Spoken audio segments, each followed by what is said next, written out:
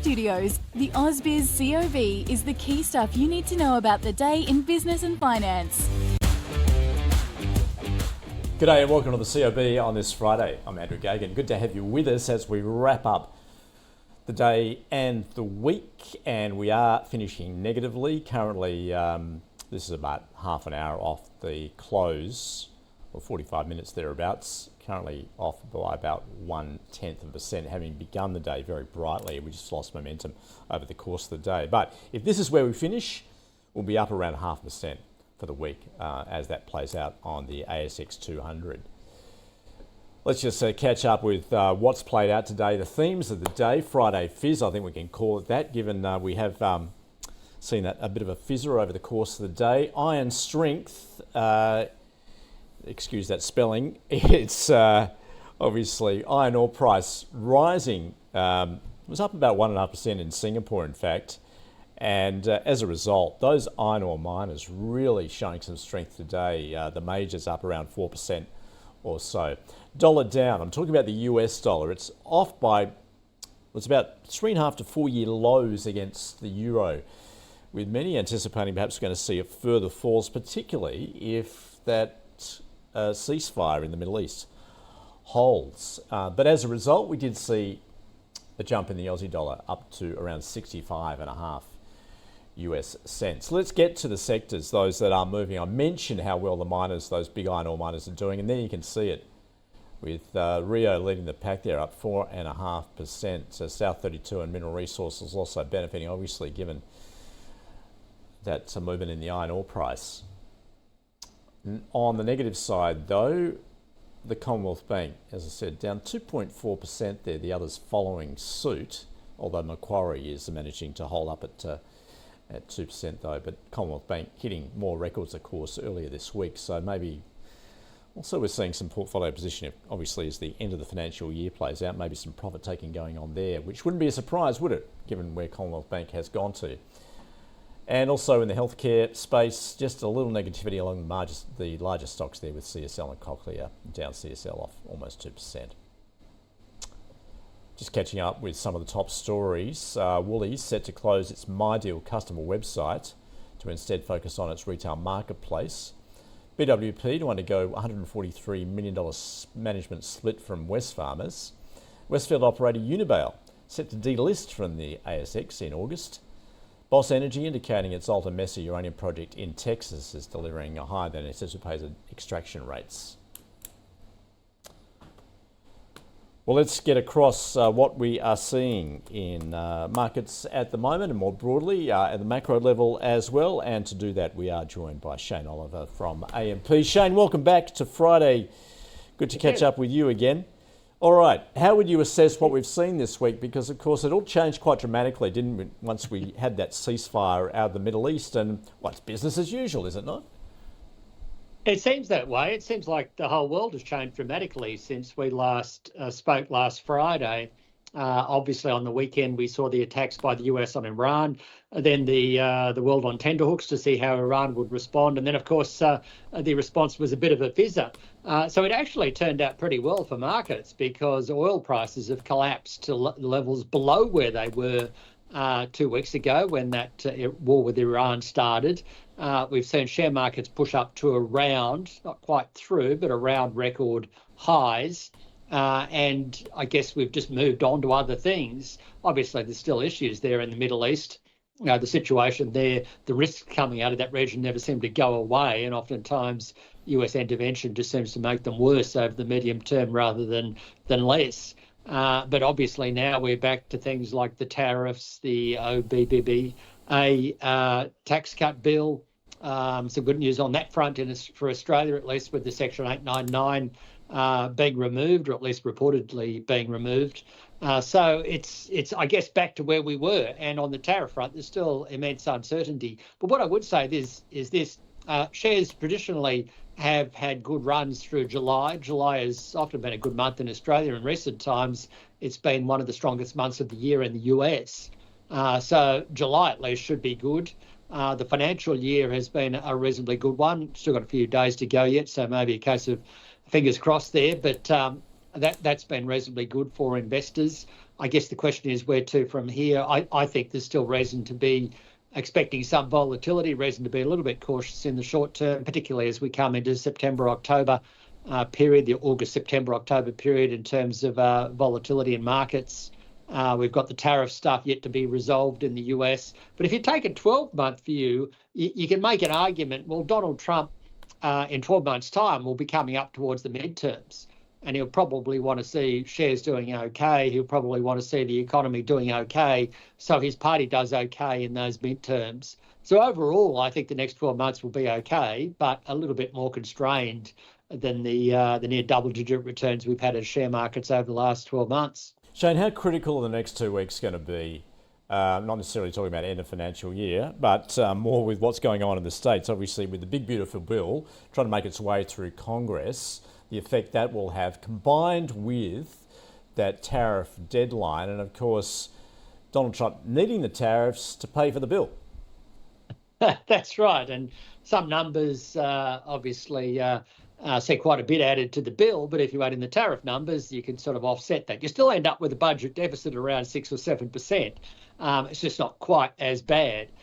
So yeah, that tariff revenue is needed. If you look at a chart of it, I had in my latest weekly, tariff revenue is surging in the US. You know, someone is paying these tariffs, so that money is going in there. It's just a question of where it will be over the longer term. But as you say, the next 2 weeks are fairly critical on several fronts because we've got the deadline for the tariffs in terms of all countries except China, which was 9th of July.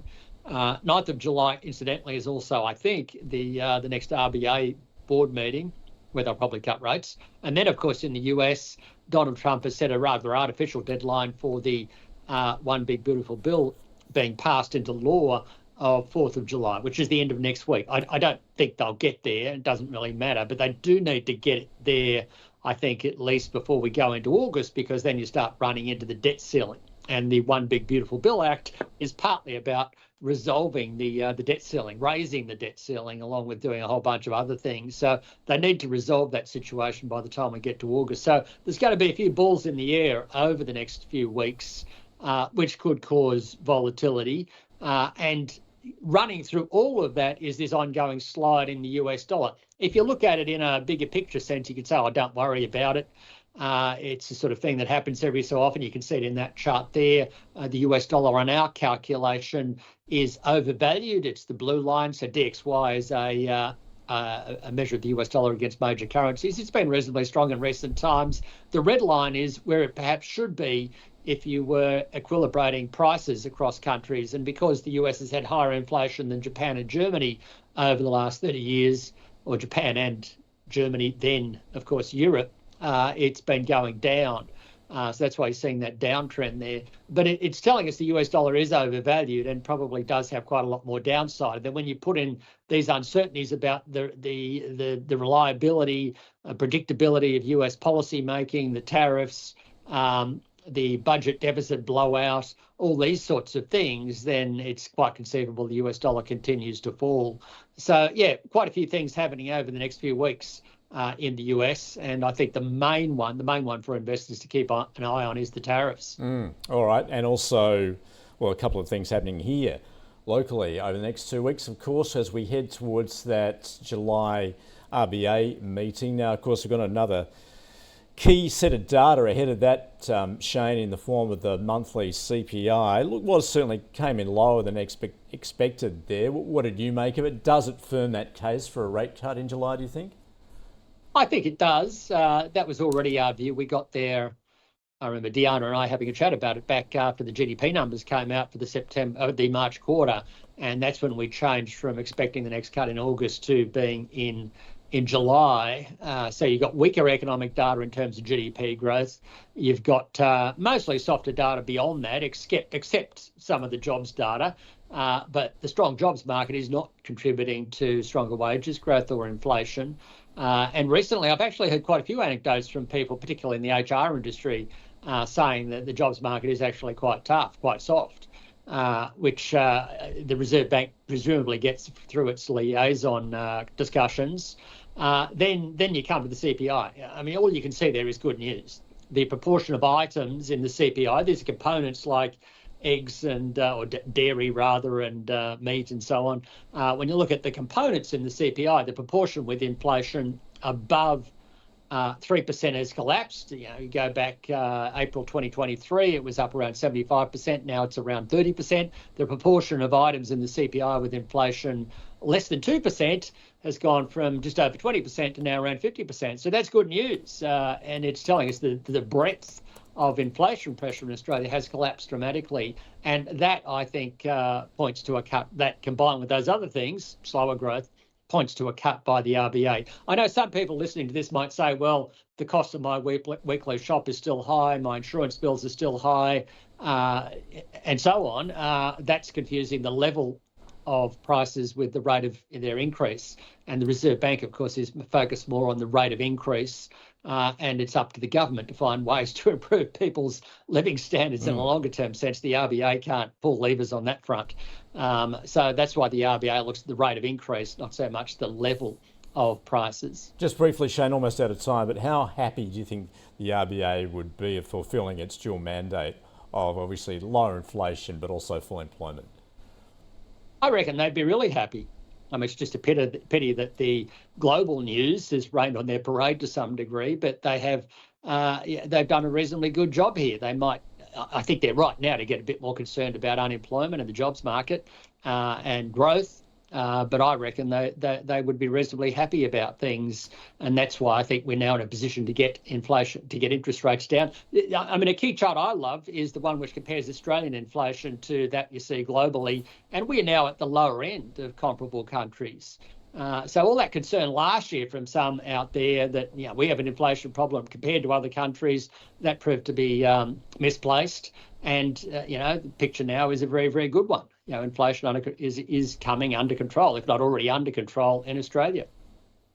Shane, always great to wrap up the week with you and also what is ahead. Thanks for joining us on AMP. Enjoy your weekend. Thanks, Andrew. You too.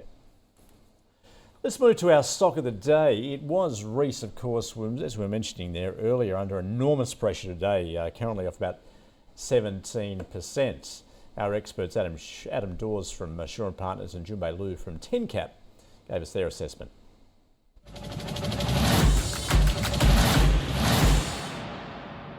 Reece was a market darling. It bought into the US market many years ago and, trying to take over, its fragmented market there in the trade home rental markets. Now, clearly, we know the macro environment is pretty tough in the US, but what's really been happening with Reece is that some of its ex-employee from the business that they bought have left a little while ago, and they in fact took 25% of the staff and now setting up competition to their business there in the US. It's a tale of two things. You've got potential slowdown around the world with tariffs and those kinds of things, and so people are looking to pull things back a little bit. You've got that squeeze on your margins and you've got higher input costs as well, which really just is a sort of a perfect storm for Reece and how it's going to be affected.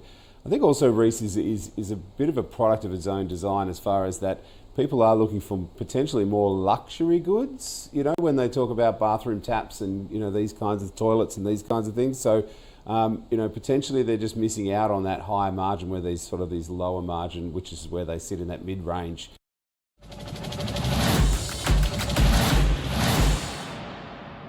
Okay, let's wrap up this Friday with a look at the best and worst, and Alcoa at the top of the list. Also, those copper players doing well, given the copper price jumped about 3% overnight. Neuron also rising yet again on the negative side. Checking out Reece is at the top of that list, down some 17%. Web Travel also coming off with APA Group. Flight Centre also, some of those travel-related stocks feeling some pressure.